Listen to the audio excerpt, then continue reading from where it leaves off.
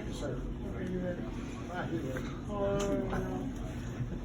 I'll move down there with the girl. Come on down here with me. Go, Dave. Dave, you got to introduce.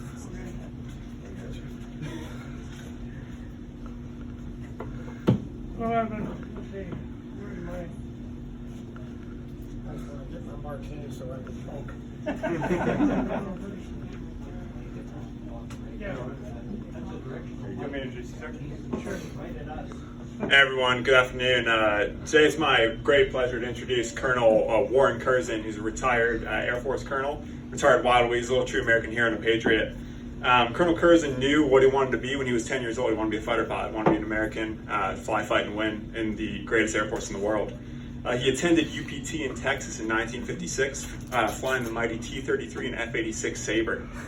For his first assignment, he was given the hardship tour over to France, where thankfully he was married already, otherwise the French would have had a lot of problems. He was flying the F-100. Over his storied career, Colonel Kersig flew the T-33, F-86, F-100, F-101, F-104, a rocket-powered F-104, if you can believe that, and the F-105, including the Wild Weasel variant, which is what his story today will focus on. Colonel Kersig has done it all. He's flown over 100,000 feet of altitude in the mighty F-104, the rocket-powered. He's seen the curvature of the Earth. He's set up scholarships for fallen comrades from Vietnam, paid for their kids and grandkids to go to college. He's an aviator, a family man, a warrior, and a true American hero. Today, Colonel Kersig will tell us about killing SAMs over North Vietnam, just one of the many accomplishments he's had over his career. So a warm welcome to Colonel Kersig and his wife, Eunice. And we'll look forward to hearing from you, sir. Okay.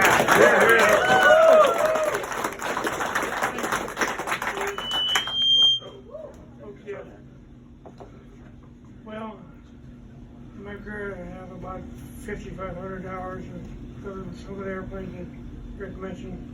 I'm going to talk about one mission in Vietnam. Our job was to go after SAM sites. We had myself and my backseater had 3 confirmed kills and a couple of problems. But the one outstanding. Just a little closer. Oh, okay. Thank you. The one outstanding mission was a night mission. The intelligence said that they suspected, with full marks, that there would be a SAM at a certain landlocked location in southern North Vietnam.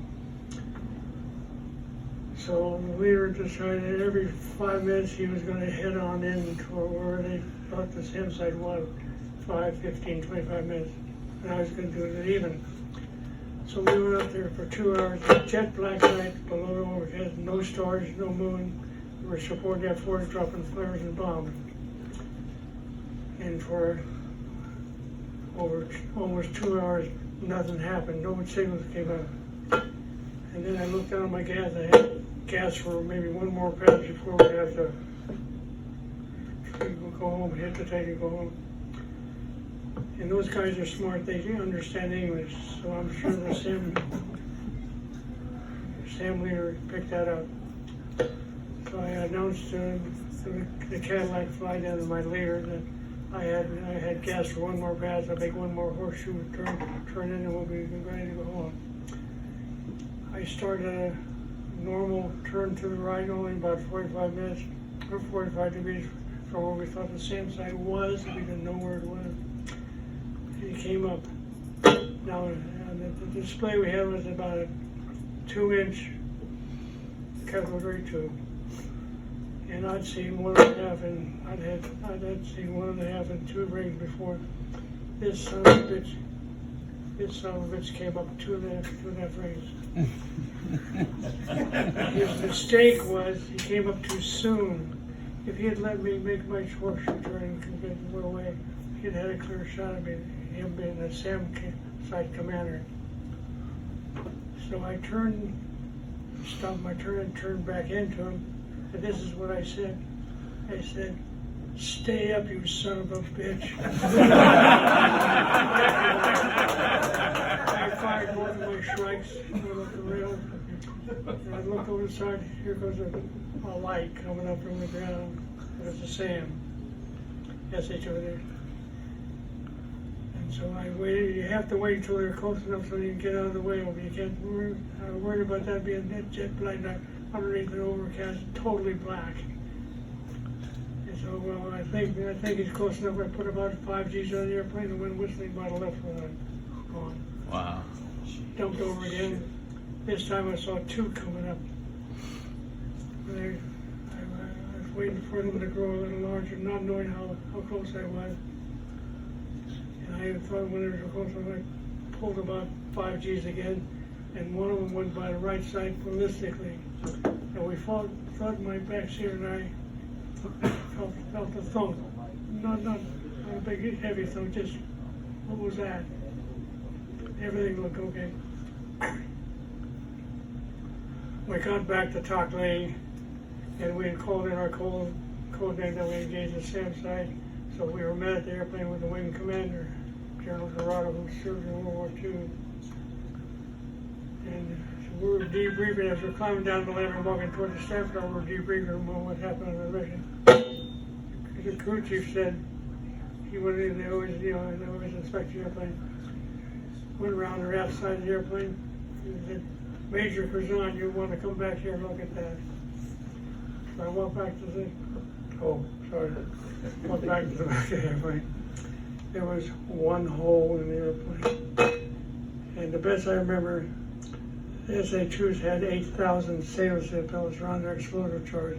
We got one of the 8,000, went all the way through the aluminum and titanium. So that was our thrill. Later on, we had people over there, North Vietnamese for a bag of rice, would talk to some of our people, whoever they were. I wasn't privy to that information, but we got a confirmed kill on that site. Now I have to brag on my back seater. Scotty McIntyre was a 17-year-old Marine in World War II. Got out of the service after Korea, college, electrical engineering degree, signed the first 4 years of Air Force ROTC. We met at England and tested this stuff. So we served a whole tour together, 110 missions together. Got hit 3 times. Got 3 confirmed kills. And then he went back with a strike pilot on a second Dweezil tour, got killed. Right after I found that out, that was in the late 70s. The River started a scholarship fund, and my wife and I are still kicking into that scholarship fund for the kids of the guys that did not come back. So that's kind of my short story, and that's it.